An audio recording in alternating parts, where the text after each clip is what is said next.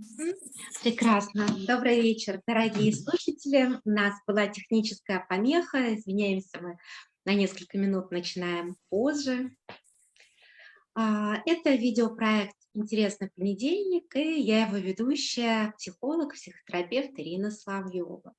Сегодня у нас в гостях замечательный специалист из Канады, биоэнергетический терапевт, супервизор, тренер Луиз Фрешетт.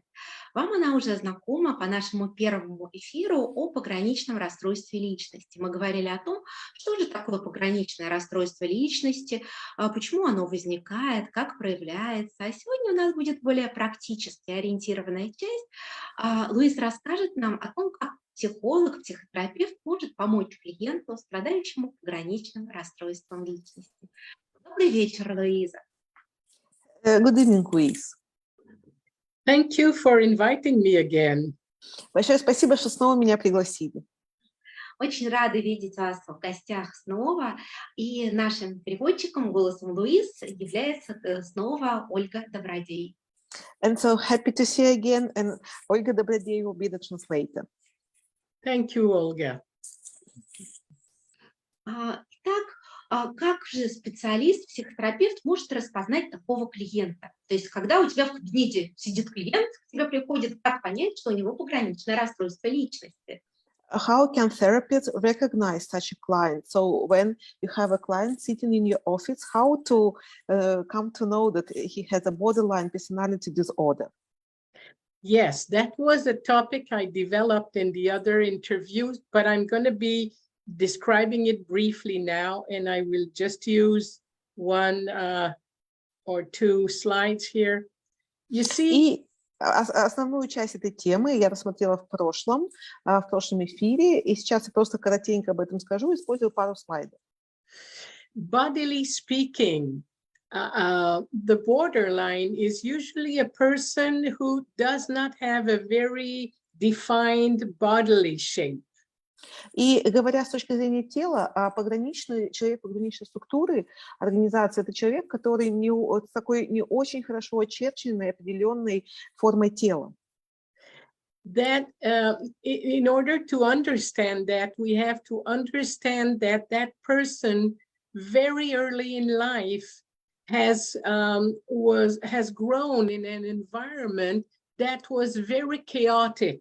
Sometimes the mother would invade the baby or use the baby as an extension of herself. Other times she would neglect the baby, will not hear their cries or will not attend their needs. So they experienced an environment where there was nothing that was constant. It was invasion, abandonment, invasion, abandonment. И говоря о таких клиентах, очень важно помнить, что это люди, которые столкнулись в очень раннем возрасте с большим хаосом в своей жизни. То есть это люди, которые чаще всего переживали вторжение в их пространство, отвержение, вторжение, отвержение. То есть иногда мама слишком сильно вторгалась или использовала их как продолжение себя, а иногда, вот когда ребенок плачет, она полностью его игнорирует. И это создает отсутствие постоянства в среде ребенка и также очень большую хаотичность. And because of that environment, they could never develop clear boundaries. They don't have a sense of self as a separate person. И из-за такой вот среды они не смогли развить четкие границы, они не смогли вот почувствовать себя как вот отдельным человеком. And what happens is inside there is a lot of intensity and emotion, but because they were not helped to regulate that emotion, they often had to get out of their body because it was too much. It was overwhelming. And so they don't inhabit their bodies very much. They are more in their head, or sometimes they don't know where they are. И поскольку обычно это дети, которые испытывают очень большую интенсивность внутри, энергии, эмоций, но поскольку их не особо брали на ручки, не особо о них заботились, они обычно, то есть они не получали поддержки, помощи в том, чтобы переживать эти эмоции, проживать их и быть с ними. И поэтому они покидают, у них развивается тенденция покидать тело, диссоциировать, и либо они перемещаются очень сильно в голову, да, они как бы не населяют свое тело, либо же они вообще не понимают, где они именно находятся. So, psychically speaking, because they had that kind of relationship that was not attuned to their own needs, but more on the needs of the caring person, well, what happens is that they don't know what they need. They can't feel themselves. They are more adapted to the needs of others.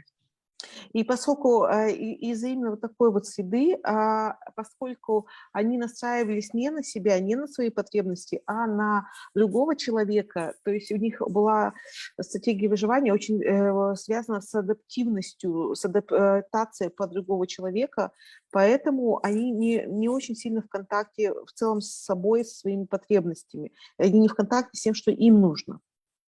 And so they develop a style of attachment that Bowlby describes as disorganized and disoriented. И они развивают стиль привязанности, который Боулби описывает как дезорганизованное, дезориентированное. They have a lot of separation anxiety. У них очень большая тревожность расставания.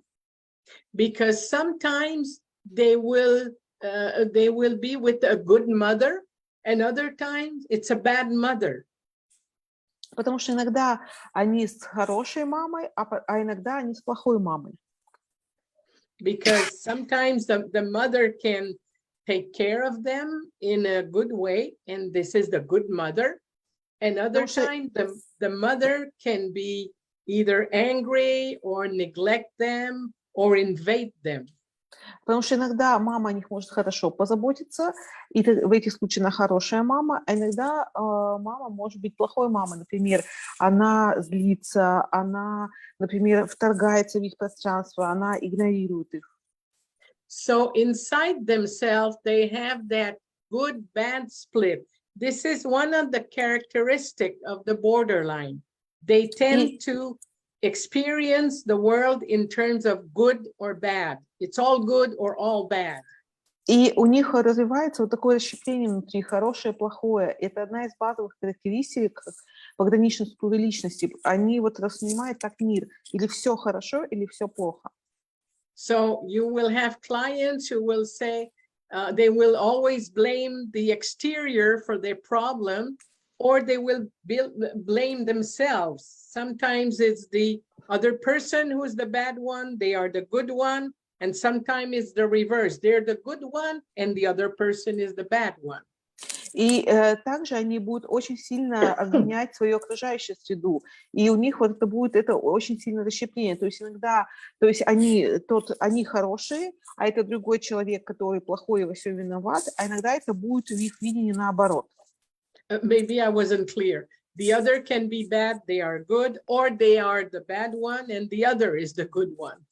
Да, хочу действительно пояснить момент, что и это вот у них меняется. То есть, может быть, я плохой, другой хороший, или другой плохой, я хороший. Okay, so that describes a little bit the history of the borderline. Oftentimes, you will have a history of abuse, also physical abuse, sexual abuse, emotional abuse. And this is why they never had a chance to develop, let's say, like their own safe boundaries, their own little bubble where they are safe. И поскольку человек с пограничной структурой личности – это человек, в истории которого часто бывает много насилия, как эмоционального, так это может быть и физическое насилие, то у них не формируется четких границ своего тела, у них не формируется вот этот вот пузырь безопасности, в котором они могут ощущать действительно себя в безопасности. Another way of recognizing a borderline is also that they usually come with very intense emotions. And you can see that in the way they look at you, in the way they want to relate with you. Everything is intense. And oftentimes their life is pretty chaotic and their relationships are pretty chaotic too. И также еще один из способов узнать, что перед вами пограничный клиент, это они приходят очень часто с очень интенсивными проблемами, интенсивными чувствами, интенсивные отношения, как они вот рассказывают об этом все. Вы на них смотрите, все очень насыщенно, очень интенсивно. У них все вопрос жизни и смерти, и также у них очень часто бывает очень много хаотичности и в отношениях, и в жизни в целом. So how do we work with them? Как с ними работать? As I said in the other interview, for me, my borderline clients were my masters. They helped me understand and be a better therapist. То есть, как я уже говорила в предыдущем занятии, в предыдущем эфире, что для меня пограничные клиенты мои – это мои лучшие учителя, потому что они действительно преподали мне большой урок и дали мне очень много обучения в плане терапии. I have a lot of love and gratitude for these clients because they helped me become a better therapist and a better person. И я чувствую очень большую любовь и благодарность этим клиентам, потому что они помогли мне стать как лучшим терапевтом, так и лучшим человеком, чем я была бы без них. Very challenging. Но это были очень сложные клиенты, они бросали мне большой вызов. So, what do we need to have in mind as therapeutic objectives when we work with them? И что нам нужно держать в уме как цели терапии, когда мы работаем с такими клиентами? Well, I have in mind at least 3 important objectives.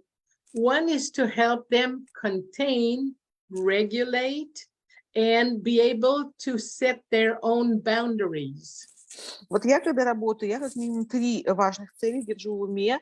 Это первое, это действительно помочь им контейнировать и проживать, и устанавливать свои границы. When you have been invaded and abused, it's like you think this is the life, this is how life is. То есть, когда вы проживали опыт насилия и вторжения, то есть складывается такое ощущение, что это так всегда бывает, такая жизнь. And we have to first help them recognize that it should not be that way. They have a right to say no. They have a right to have their boundaries. И нам прежде всего нужно дать им понять, что это не то, как это должно быть. У них есть право говорить нет, у них есть право устанавливать свои границы. But in order to do that, they need to get into their body and start to be more connected to their sensations. So they have a sense of their own boundaries, that they are separate from another person. Но для того, чтобы это сделать, нужно помочь им действительно соединиться, войти в контакт со своим собственным телом, чтобы они ощущали, что у них есть свои границы, что они являются отдельным человеком от других людей. Remember, I said that their mother or the caregiver person usually would use them as an extension of themselves. Обычно мама или другой заботящийся человек использует ребенка как продолжение себя. So they're not used to experience themselves as separate from the other person. И они не привыкли ощущать, переживать себя как нечто отдельное от другого человека. So when we help them get into their sensations, their body, and we do a lot of grounding in bioenergetic therapy to help them have a sense of their body, their boundaries. И когда мы работаем в биоэнергетическом анализе с такими клиентами, мы делаем очень много упражнений на заземление, чтобы помочь им почувствовать свои границы, свое тело. Sometimes we will do soft exercise of just having their hands against our hands and say, feel the boundary between us. Иногда мы делаем очень мягкие упражнения, то есть мы используем ладошки, его ладошки напротив наших ладошек, и вот с помощью вот таких вот движений даем им возможность почувствовать границы и правильное расстояние между нами. And when we do that standing in front of one another, I always tell them, gently push from your feet. So it's not only something with the arms and the hands, it's the whole body coming from the feet that puts the boundary. И когда вот мы делаем такое упражнение, я обычно им говорю прямо вот при этом еще чувствуйте стопы, как бы от них отталкивайтесь, чтобы ваше вот это движение шло не только от ладошек и от рук, а прямо через все ваше тело от стоп. So we also need to help them regulate their emotions. И нам также нужно помочь им регулировать свои эмоции. So during a session, when they become sometimes overwhelmed with their own pain or their sadness or their anger, it's the therapeutic environment that acts as an auxiliary container at that moment. И также во время сессии, если они чувствуют очень много, очень интенсивные эмоции, очень много тревожности, беспокойства, именно хорошая атмосфера на сессии помогает им действительно быть таким вместилищем, контейнером для проживания этих эмоций. Like the tone of our voice, and the more they get overwhelmed, the more as therapists we need to be grounded and centered, have a quiet voice, a firm voice, and our own energetic field as a therapist is what helps the client also learn to calm down, to come into their feet, to breathe, and to start to regulate their emotions. И действительно, например, частью это является голос терапевта, его энергия, его энергетическое поле, его настрой, да, и чем примечательный момент в том, чем интенсивнее и чем вот острее проявляет эмоции этот такой вот клиент, тем более важно, чтобы сам терапевт был очень заземленным, чтобы тон его голоса был спокойным, заземленным, чтобы он действительно, его поле вот было таким вот принимающим. We have to understand that we are two energetic fields in relationships, and when we can set a calmer vibration, that creates a containing environment and helps them learn how to self-regulate.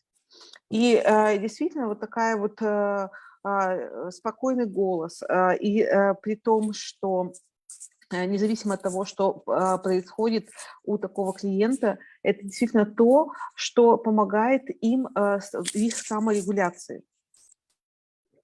And the task of the therapy is also to help them develop a sense of self that is different from the other person. That is a long type of work. It's the construction of the self that never happened.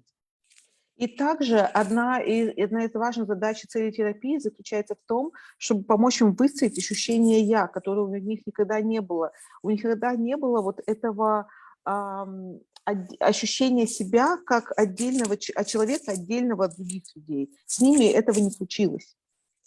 And I will come back to that because that happens in the transference relationship. I would say that the biggest part of the work with a borderline happens in the transference and countertransference relationship. И я еще немножко попозже к этому приду, потому что это очень проявляется в переносе, в отношениях. И я даже так сказала, самая большая часть работы с пограничным клиентом проходит как раз в отношениях с терапевтом, в переносе и в контрпереносе. And that was the second objective, having a differentiated self. Now, the third objective is actually to, I have here? Oh, yeah, to heal the good-bad split. Because, and that too happens in the transference and countertransference relationship. И это вот вторая важная цель терапии по поводу построения дифференцированного «я». И третья очень важная цель терапии пограничного клиента – это исцелить это расщепление на хорошее и плохое, которое, кстати, тоже происходит в терапевтических отношениях в процессе переноса и контрпереноса. Because in the therapy, what will happen is at times we will be the all good person and they will feel they are the bad person, or it will shift. It can shift very quickly, and the therapist becomes the bad person and they are the good person. So that good-bad split gets played out in the interaction of the transference.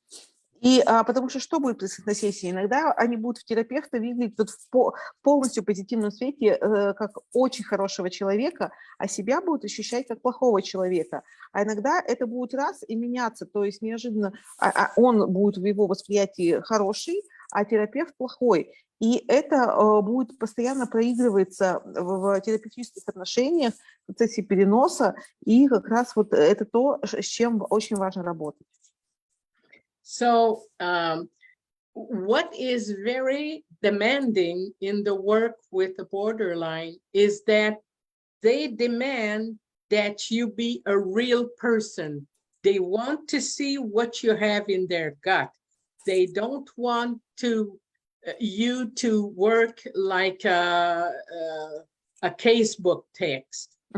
То есть, и что особо бросает вызов терапевту при работе с пограничным клиентом, это то, что они хотят вас видеть совершенно настоящего.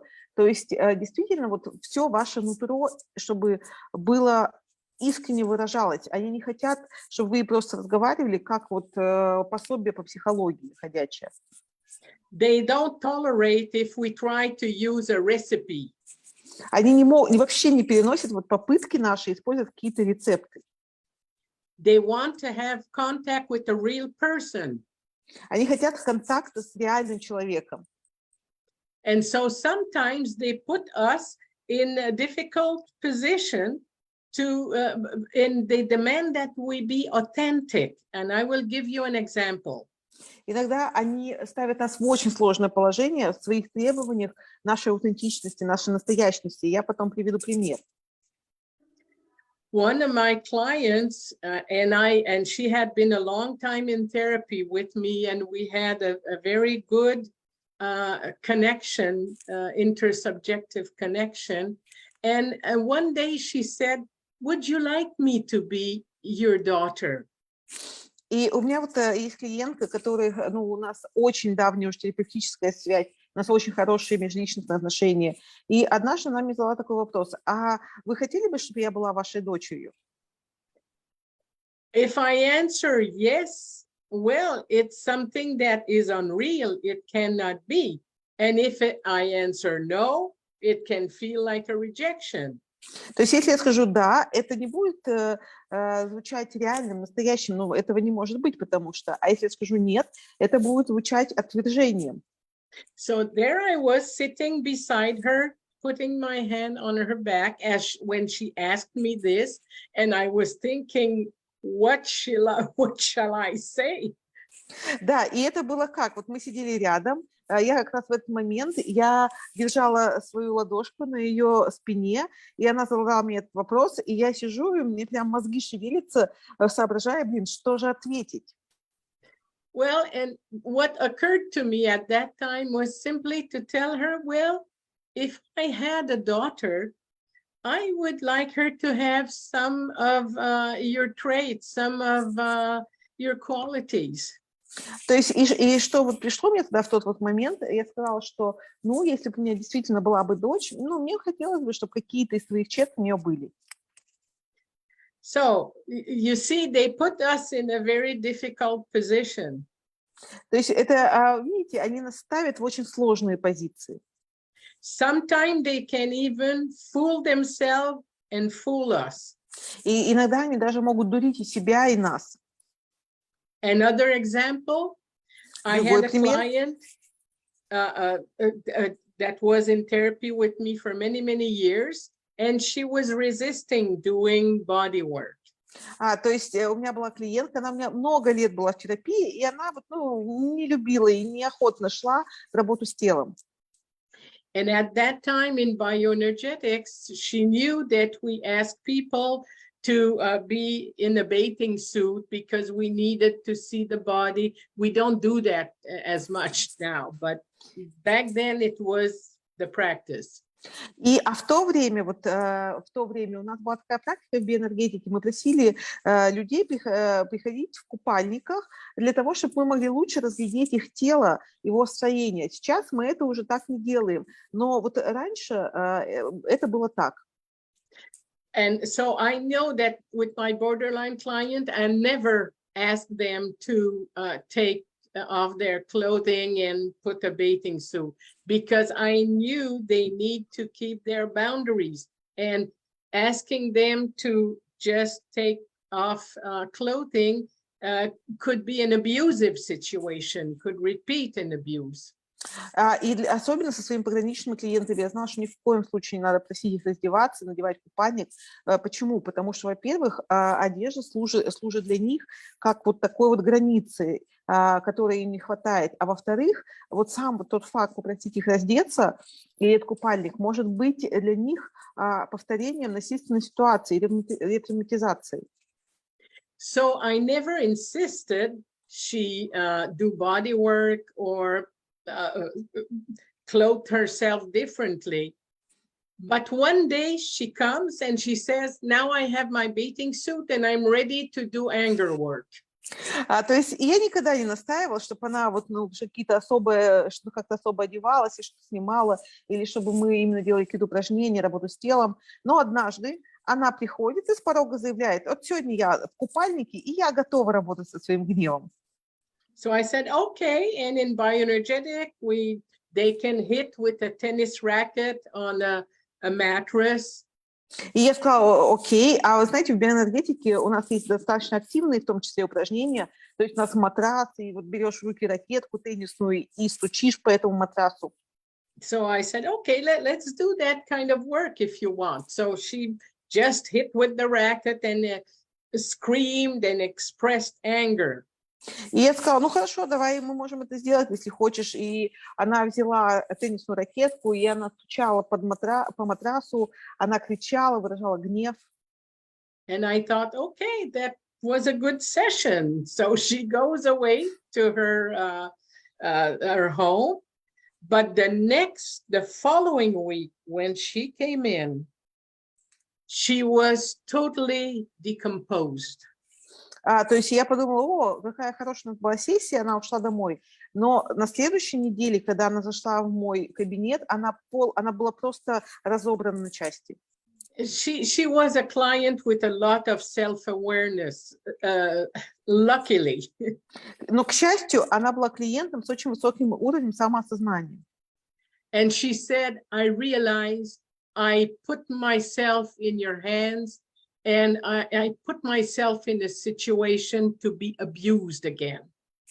То есть я, говорит, осознала, что я отдала себя в твои руки, я снова поставила себя в ту ситуацию, где я могу опять повторить опыт насилия. So we had to do some work, some repair work, to acknowledge that indeed it had been a situation of abuse, and I could see how hurt she was, and we could repair that incident. But see, she fooled herself, and I was fooled too. So we have to be very perceptive when we work with them. И то есть и на той сессии нам понадобилось сделать работу как сказать, для того, чтобы починить, да, вот урон нанесенный, потому что было очевидно, видно, что действительно ей было очень сложно, очень тяжело, и, к счастью, нам удалось это сделать, нам удалось восстановить ее после той сессии, но это я к чему привожу этот пример? Это пример того, как они могут дурить, обманывать и себя, и нас. То есть она как бы и себя, говоря, что я все готова, и меня таким образом тоже, я тоже поверила и подумала, да. И также это говорит о том, что работая с такими клиентами, нам нужно быть действительно очень-очень восприимчивыми к ним и к тому, что они говорят. And we have to remember that because most of them have been abused, we always have to ask ourselves, how is that abuse being replayed in the transference and countertransference? How they can unconsciously maneuver us so that they repeat that history of abuse in the context of the therapy. И нам действительно нужно постоянно вот держать вопрос в уме по поводу насилия, каким образом, поскольку у них в истории очень силен опыт насилия, то есть нам нужно быть очень аккуратными, как они могут вот так вот все выставить, да, как вот они так могут сманеврировать, что в контексте терапии может повториться ситуация насилия, и в том числе в терапевтических отношениях, в переносе и в контрпереносе. Another important aspect, another challenge in the transference and countertransference is oftentimes these clients will enter in very regressive states. И еще один важный аспект в терапии таких клиентов и в переносе и контрпереносе, что очень часто они погружаются в агрессивные состояния. Another of my clients, who was a very competent woman in her work, when she would sit in the chair in front of me, when she would come to therapy, she would become a little baby, a little, very, very little baby. And she would look at me with these eyes, and I would ask her, how do you feel? And she would look at me and say, she had no words. She didn't know. She was totally unable to communicate how she felt. И вот, например, у меня одна клиентка была, она была очень умной женщиной, очень успешной на работе, и вот она приходила, садилась в кресло напротив меня, и она вот попадала в состояние, где у нее не было слов. И даже на мой вопрос, вот как ты себя сегодня чувствуешь, она смотрела на меня вот так, как вот Луиз перед этим показала, и абсолютно растерянная, и абсолютно ей не приходило никаких слов, чтобы описать свое состояние. И она, единственное, что порой могла сказать, я не могу найти слова, чтобы сказать, как я себя чувствую. So what could I do? The only thing that I could do, and that would last for maybe 3/4 of an hour in a session, was for me to try to act as an emotional echo. И единственное, что я могла делать в такой ситуации, и иногда это занимало из часовой сессии 45 минут, что я могла быть эмоциональным эхом. Like I would say, when I look at your face, when I look at your posture, your body, my impression is that there is a big storm inside of yourself. Is that it? То есть, как я могла говорить, что когда я смотрю на тебя, на твое тело, на его положение, я ощущаю, я чувствую, что внутри тебя как шторм, такой вот сильный шторм. Это так? So I would use my own resonance, my own sensitivity to communicate to her what I imagined was her world, her inner world. И поэтому я использовала свое собственное тело и свою способность коммуникации, чтобы представить, чтобы попытаться выразить, какой ее внутренний мир. And sometimes she would just do this. А иногда она единственное, что она делала, это вот так. Tell me that, yeah, I got it. Other times, И это был знак для not меня, so что much. да, что я вот попала в точку, а иногда вот другим вот выражением лица она дала знак, что не особо. So this is the delicate work of attunement. Like when I say that they totally lacked attunement as babies, in the therapy, we try to be attuned, to understand what's happening to them, even when they don't know it. И это действительно такая вот большая работа по сонастроенности. И поскольку сонастроенность – это того, чего у них совершенно не было в детстве, поэтому действительно вот это важная часть работы с ними в терапии.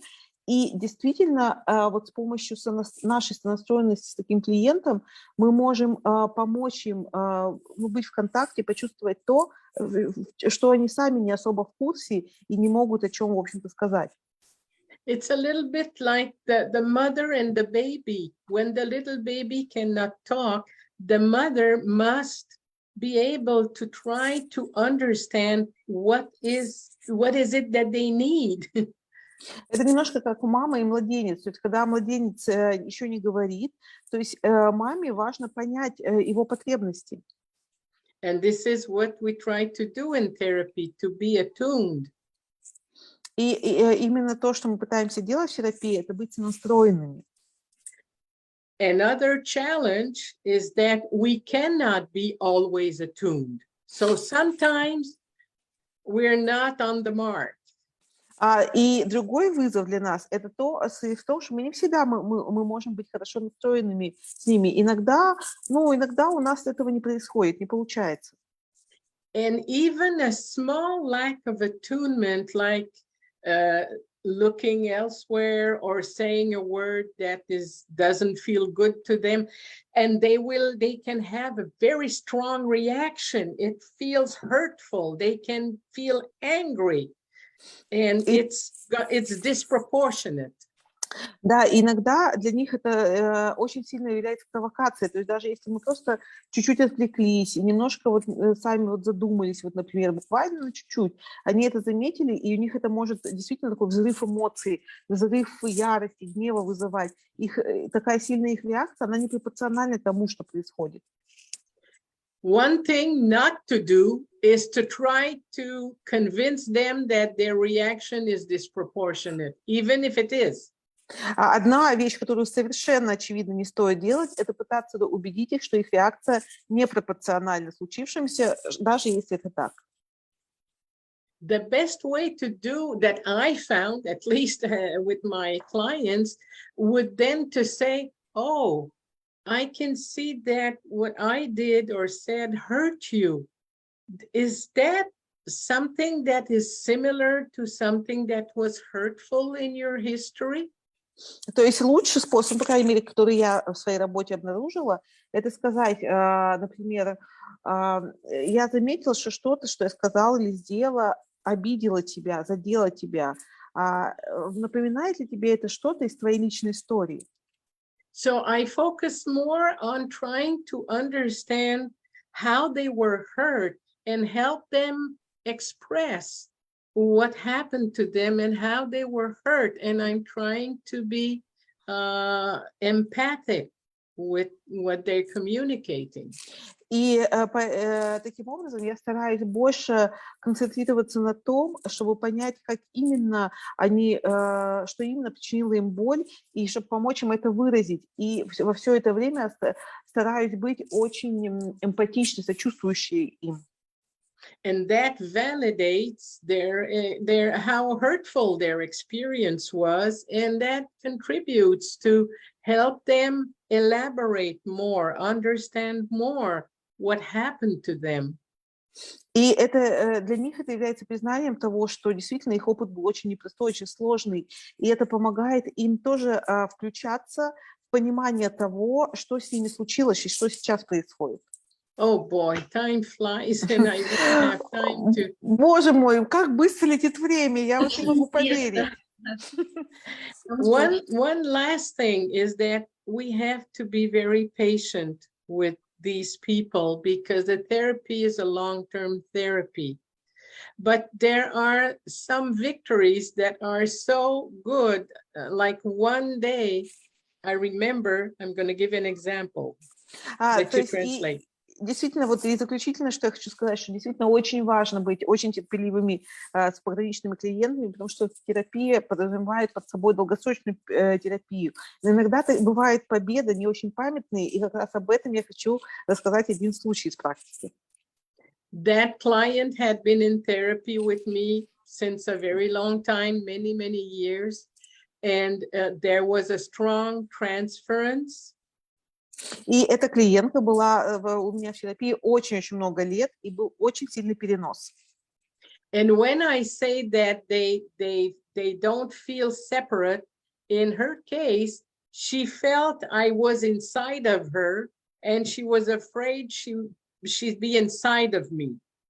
И то есть, когда я говорила о том, что нет разделенности, и у нее какой-то вот возник такой страх, что я нахожусь внутри нее, а она внутри меня. And one way I was inside of her was that every morning when she was dressing for work, she was always ask herself, what would Louise think of how I am dressing? And she hated that because she felt I was squatting her in her head.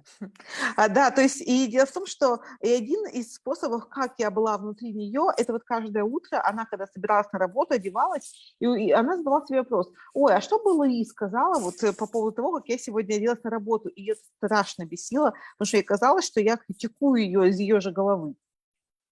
So one day she came to the session and said, I am so happy because the other morning when I dressed, I said, oh, what the heck, what Louise thinks? I don't care. И однажды она пришла на сессию и говорит: боже, как же я счастлива. Вот вы знаете, вот недавно вот утром, когда очередной раз это все случилось, я сказала: да пошло оно все, да какого вообще хрена, вот что думает на этот счет Луиз, а делать как хочу. So she had succeeded in creating her own space without me invading her. И таким образом она преуспела в том, чтобы создать свое собственное пространство без моего вторжения в него. Of course, I was not actively invading her, but it was the history with the mother that was being repeated. Конечно, активного вмешательства и вторжения я не совершала в нее, но это же была история с мамой, которая повторялась. Oh, another very important thing Еще одна очень важная вещь в плане терапии. Is it's important to keep the frame, to be at the same time firm with the frame, because they want to have longer sessions and they want to have another session, or they can call during the week and they want to go out of the frame. They are used to something chaotic. То есть очень важно поддерживать структуру, рамки, фрейминг сессии. То есть это вот клиенты, которые хотят дольше времени, или, например, хотят внеочередную сессию, или, например, которые могут позвонить посреди недели по поводу сессии. То есть просто потому, что они привыкли к очень большой хаотичности, и они стараются ее повторить. So it's important to keep the boundaries, to keep the frame, and if they need, because they have such a strong separation anxiety, sometimes one session every week, in between, they become too anxious. И очень важно поэтому держать одно и то же расписание, например, и тайминг сессии, но поскольку у них очень большая тревожность сепарации, то иногда одна сессия в неделю, вот этот перерыв в неделю, это может быть слишком долго и вызывать у них большую тревожность. So it's important they understand the therapist is not available 7 days a week, 20 hours a day. И поэтому очень важно, что им знать, что терапевт не человек, который доступен 7 дней в неделю, 24 часа в сутки.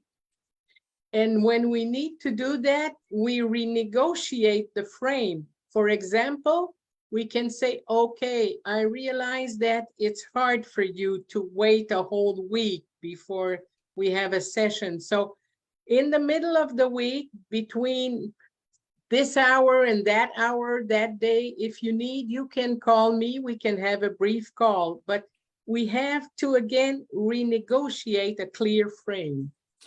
И поэтому нам важно методом переговоров прийти к какому-то вот обозначенному промежутку времени, фреймингу. Например, я вот заметила, что неделя перерыв между сессиями для тебя слишком долго. И давай обсудим, например, какой-то день в неделю, вот такой вот временной промежуток, когда ты можешь мне позвонить, и мы коротенько можем что-то обсудить. Но важно, чтобы это было обсуждаемо, и чтобы это было в определенных рамках.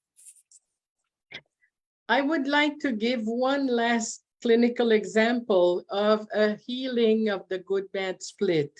Я хочу дать в заключение этого эфира хочу дать еще один клинический пример исцеления расщепленности хорошо-плохо. I think it's very related to the quality of attunement that we can maintain and the quality of the therapeutic alliance. Я считаю, что это очень связано с качеством сонастройки и качеством терапевтического союза. When we can maintain that, there is something that is at work in the client. Когда мы можем это поддерживать, и когда что-то вот происходит у клиента.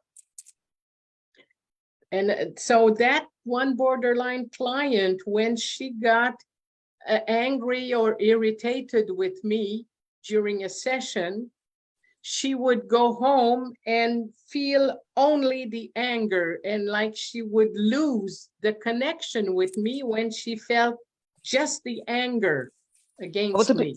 Вот, например, та же клиентка с пограничной структурой, с пограничным расстройством, она, например, во время сессии чувствует ко мне злость или гнев, или ярость, и она идет домой, и это становится всем, что она чувствует по отношению ко мне, то есть в ней остается только злость 100% ко мне.